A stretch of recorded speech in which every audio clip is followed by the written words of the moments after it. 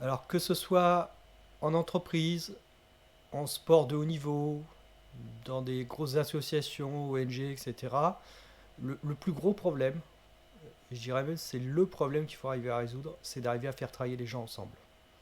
Tout le restant est accessoire si on n'a pas ça.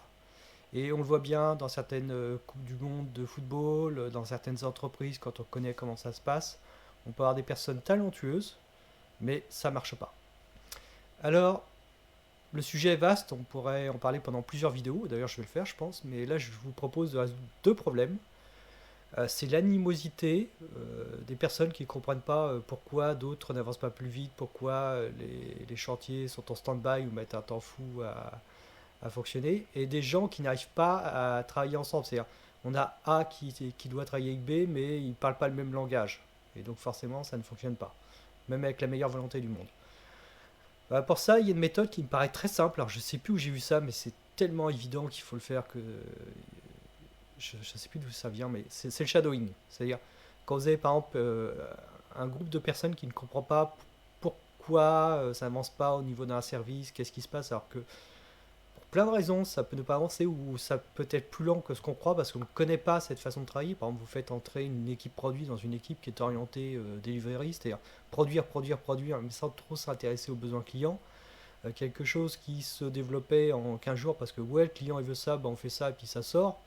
Ben là, c'est non, est-ce que c'est vraiment ce que veut le client? Quelle est la valeur que l'on va apporter? Est-ce que ça nous permet d'ouvrir d'autres marchés, etc.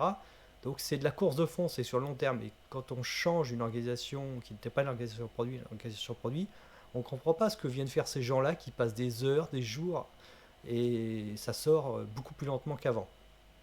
Eh bien, la meilleure façon, c'est d'inviter, soit réellement, soit virtuellement, maintenant avec le télétravail, à s'asseoir à côté de ces personnes, à regarder comment ils travaillent, à laisser expliquer quel est leur métier, quelles sont les contraintes, et à comprendre pourquoi ça met autant de temps.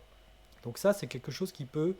Alors je parle du temps, mais aussi ça peut être aussi des animosités euh, de personnes avec des services. Comprendre certains services sont parfois dans des difficultés importantes. On prend par exemple un service support, peut-être mis sur le grill, et tant qu'on n'a pas vécu un service support au quotidien, on ne se rend pas compte de la difficulté et de pourquoi parfois ils sont aussi pressés d'avoir des réponses, parfois peut-être perçus agressifs.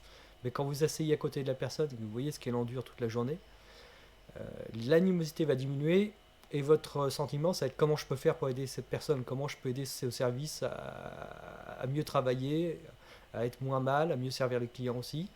Donc ça, c'est la première chose, c'est diminuer les animosités, les incompréhensions. Et la deuxième, bah, le shadowing aussi, c'est quand une personne ou un service A doit travailler avec B, le problème c'est que chacun parle son langage. Bah, prenons par exemple le commerce et le produit. Il y en a un qui va viser plutôt le court terme et l'autre qui va viser plutôt le long terme. Si on prend le produit et la tech, surtout dans des boîtes qui n'ont pas été du tout orientées produit à la base, bah, au départ ça peut avoir du mal à parler ensemble. Eh bien, c'est de faire travailler ces gens-là, c'est-à-dire dire à la tech de s'asseoir avec le produit et le produit avec la tech, et que chacun apprenne à se connaître pour arriver à définir, à comprendre les besoins, les tenants et aboutissants de chaque côté, et arriver à définir un langage commun. C'est ce qu'on voit par exemple en Scrum, où il y a ce qu'on appelle par exemple le definition of ready. C'est bah, nous, développeurs et développeuses, voilà ce dont on a besoin, on l'a défini avec vous, le produit, pour pouvoir travailler. Donc bah, le produit a une espèce de feuille de route de ce dont ce qu'elle doit produire pour que les développeurs et développeuses puissent travailler correctement. Et on a le definition of done, bah, c'est qu'est-ce que les développeurs et développeuses doivent produire pour que le produit puisse, que cette expression de besoin puisse devenir un produit. Donc vous voyez, ça existe déjà dans certains frameworks, on va dire, comme Scrum, et c'est quelque chose qu'il faut développer. Et c'est vraiment, je pense, l'une des clés de la réussite des entreprises, c'est d'arriver à faire travailler les gens ensemble. Donc vraiment, parlez-vous, comprenez les métiers des autres. Une entreprise, c'est pas des gens où chacun travaille de son côté. Il faut qu'on arrive à créer quelque chose de fluide. C'est pas une mécanique avec des engrenages qui commencent à rouiller et il faut faire passer les choses en force. Donc essayez vraiment le shadowing et dites-moi ce que vous en pensez.